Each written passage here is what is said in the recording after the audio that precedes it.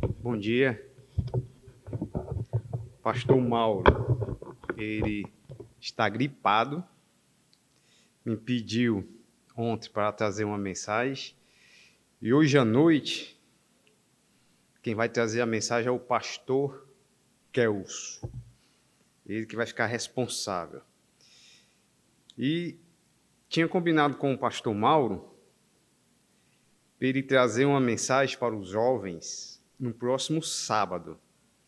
Eu acho que ele não vai conseguir trazer essa mensagem, não, que a gente vai ter um intercâmbio aqui com a igreja Manancial, e de repente eu comecei a pensar em uma mensagem para os jovens.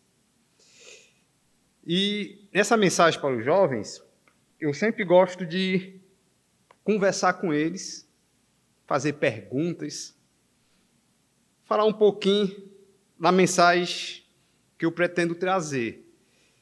E eu resolvi trazer exatamente essa mensagem que seria para os jovens, provavelmente ia ser no sábado. Eu resolvi trazer aqui para nós. E eu quero começar aí fazendo algumas perguntas. E as minhas 4 perguntas estão aqui. Onde vivemos? Qual é o nosso habitat? Qual é a situação do homem ou dos homens? E quem governa esse mundo atual? E eu vou responder aqui algumas dessas perguntas, mas de uma forma bem rápida, mas deixando aí, exatamente aí no quadro, ou na lousa, né? Antigamente era quadro, lousa, um PowerPoint aí. Eu coloquei que Cristo falou que Satanás é o príncipe desse mundo, é o que governa esse mundo. Nós começamos exatamente desse jeito. A situação hoje do mundo, quem governa o mundo. Lá em 1 Coríntios, capítulo 4, versículo 4, diz que ele é o Deus deste século. Deus no sentido de que em quem todos os homens obedecem e até adoram, sabendo ou não. Em quem todos os homens se curvam à sua vontade. Em Colossenses capítulo 1, versículo 3, diz que o império das trevas está em curso nesse mundo.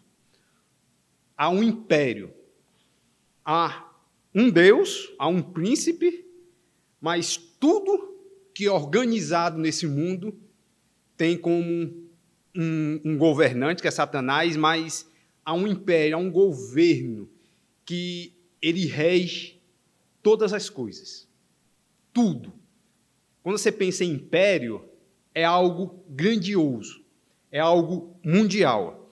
Em 2 Tessalonicenses capítulo 2, versículo 7, diz que o mistério da iniquidade também opera nesse mundo.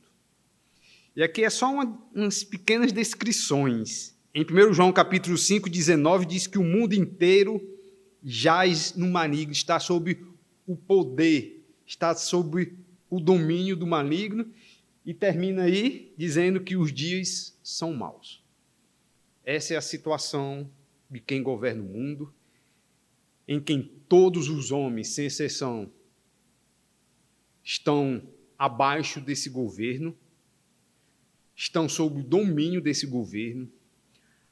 Tudo corrobora para que a maldade seja implantada neste mundo, e esse é o nosso mundo em que nós governamos.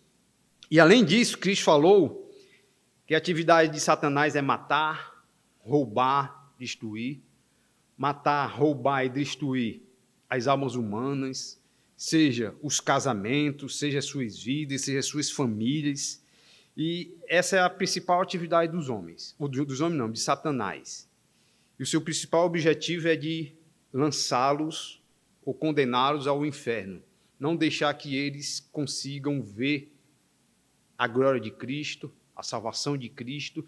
Então, esse império todo, ele tem esse objetivo, deixar os homens cegos na terra ou continuar cegos nas trevas.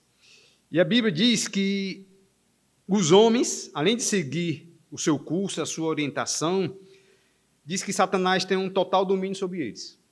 Eu peguei aqui várias passagens, aqui, mas não vou colocar aí, e que os homens estão presos à sua vontade. Diz que Satanás os acorrentou, algemou e os fez cativos. 1 Tessalonicenses capítulo 2, versículo 26. Isso é o quadro que a Bíblia pinta sobre o governo de Satanás, sobre a atuação dele, mas diz também, logo no começo, lá em Gênesis, que essa terra ela foi amaldiçoada por Deus. Nosso habitat tem terremotos, fome, seca, calor e frio intensos, temos guerras, epidemias, desertos, enchentes, todo tipo de doença e morte. Estou querendo só mostrar aonde realmente nós vivemos, com quem nós vivemos, qual é a nossa situação.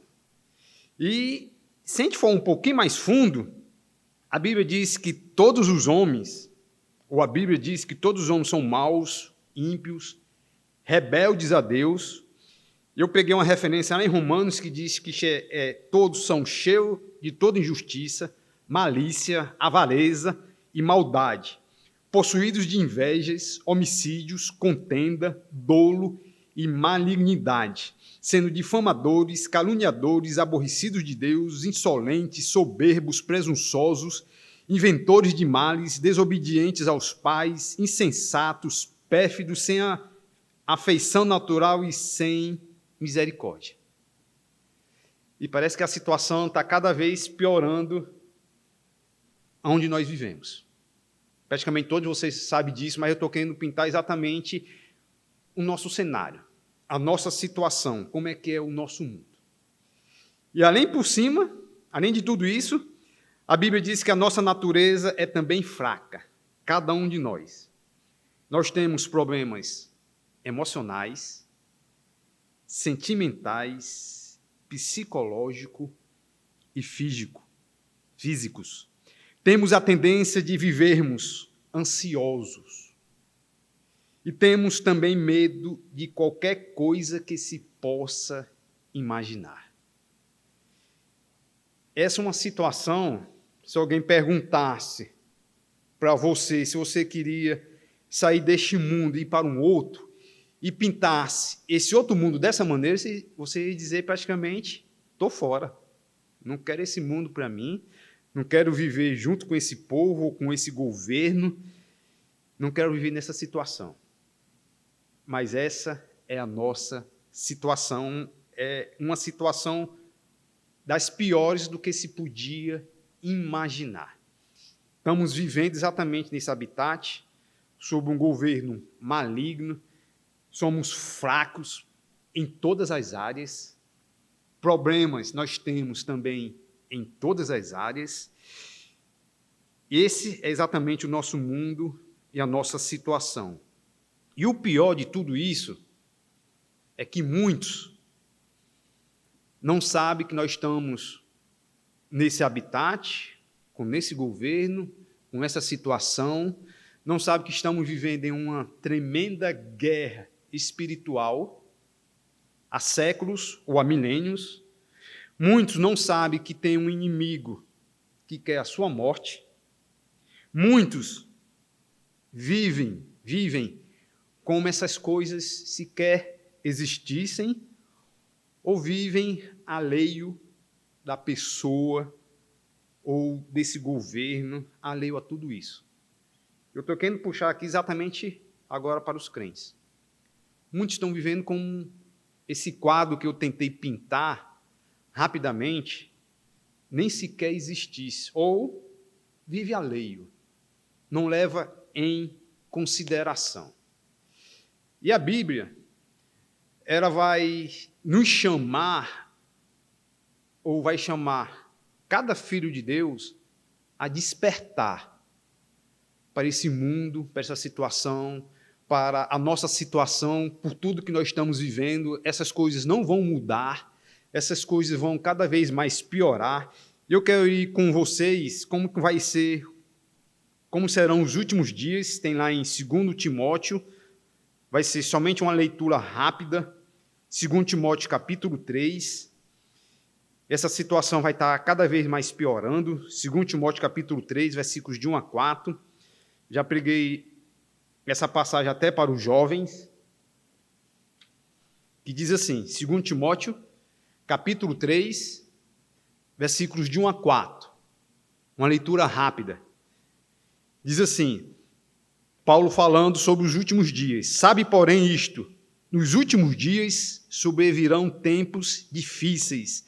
Lá no original significa tempos furiosos, tempos terríveis. E Paulo começa o capítulo 3 falando exatamente isso. Nós temos esse cenário todo, nós temos esse governo, nós temos a nossa situação como homens, vivendo no meio de homens pervertido e corrupto, e além de tudo, no final dos tempos, vai ser tempos terríveis, tempos furiosos ou difíceis. E ele diz por quê? Versículo 2, pois os homens serão egoístas, avarentos, jactanciosos, arrogantes, blasfemadores, desobedientes aos pais, ingratos, irreverentes, desafeiçoados, implacáveis, caluniadores, sem domínio de si, cruéis, inimigo do bem, traidores, atrevidos, enfatuados, antes amigo dos prazeres do que amigo de Deus. E o cenário está cada vez piorando. O lugar ou habitat onde nós moramos, ele é terrível para se morar, para constituir uma família, para viver adorando a Deus. É por isso que lá em Efésios, Paulo fala que, chamando o povo de Efésios para se despertar para essa nossa situação atual. E aí continua logo no capítulo 3, e mostra que os dias são exatamente dias maus. E Pedro pensando essa nossa situação que nós vivemos, ele quis dar um conselho para os jovens.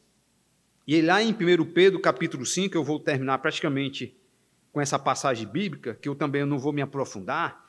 Lá em 1 Pedro, capítulo 5, ele vai dar uma exortação para os jovens que serve também para todos os filhos de Deus.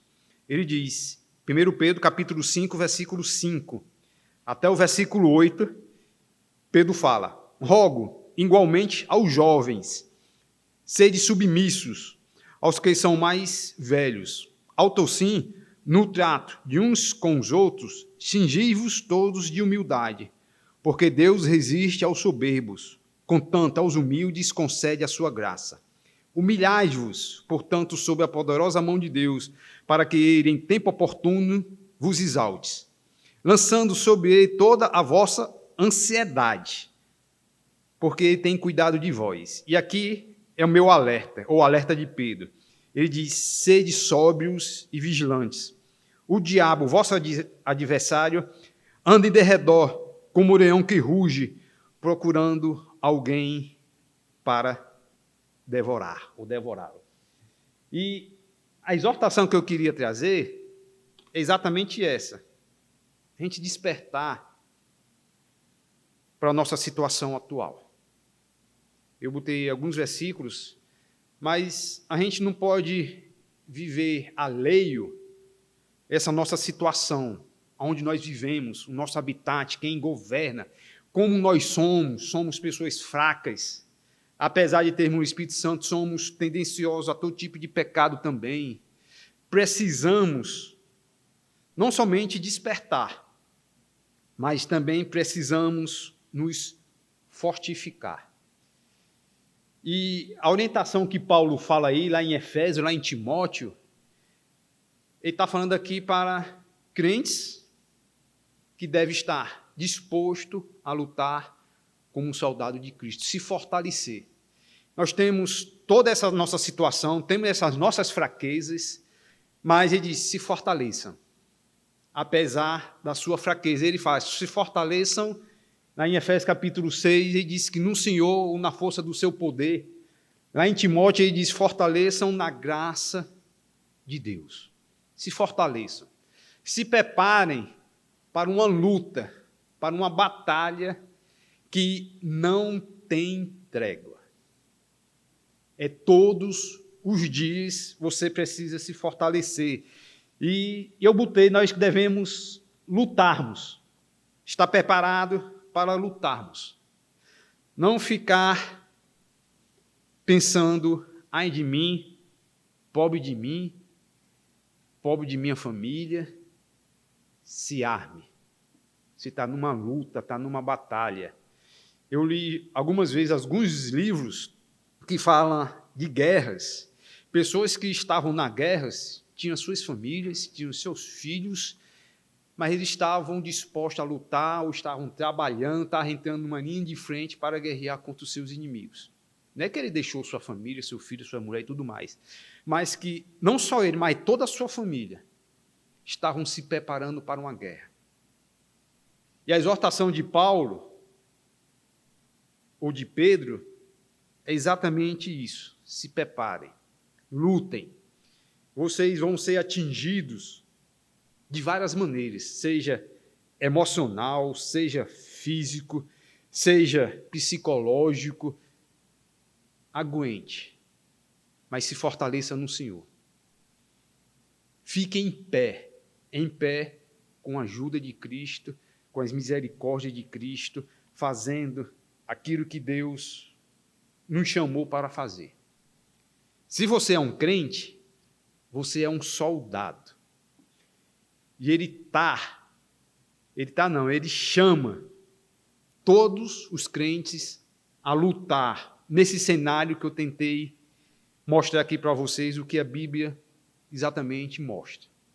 Lute, esteja preparado. Esteja preparado, mas quando você for atingido, de alguma maneira, se fortaleça no Senhor, mas lute. Vigie, ore, mas como Pedro fala lá, sede sóbrio e vigilante. Não seja ingênuo. Não fique alheio às coisas que têm acontecido na sua vida, na vida de sua família, nesse mundo. Há um império das trevas que domina este mundo. E esse império vai querer destruir, matar e roubar as vidas dos homens, vai tentar destruir também as suas vidas.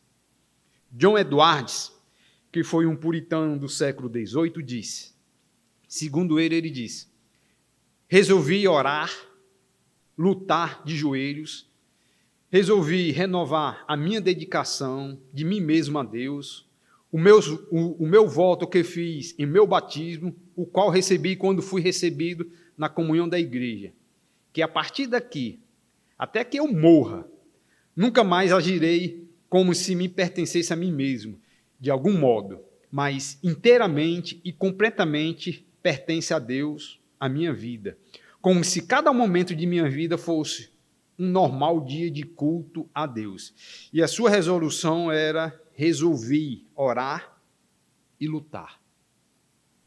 O pastor Frank Ferreira, ele falando sobre os puritanos, ele falou, os puritanos foram grandes guerreiros espirituais. Encararam a vocação cristã como uma interminável luta contra o mundo, contra a carne, contra o diabo, e se armaram para tal conflito. John Green, falando daquele autor sobre o puritano, o John Bauer, não sei pronunciar o nome direito dele, que escreveu o Peregrino, esse John Green, falando sobre o John, ele falou, toda a sua vida, ele a tinha como uma grande guerra, onde Cristo era o seu capitão, suas armas, oração e lágrimas, a cruz, seu estandarte, e o seu lema, o que sofre, conquista. Então, o que eu queria trazer como esse devocional é exatamente nos alertar, fazer que nós venhamos a nos despertar, a não viver esse mundo como se aqui fosse umas férias, um momento que nós podemos aproveitar ao máximo e passar ileso de tudo que está acontecendo hoje no mundo. Não podemos fazer isso. nós temos que realmente, como disse Paulo aí, despertarmos nessa toda situação. Se preparem para essa batalha que é terrível, uma batalha que por si só nós não conseguimos vencê-la, mas em Cristo nós podemos. O inimigo vai tentar nos alvejar de todas as maneiras.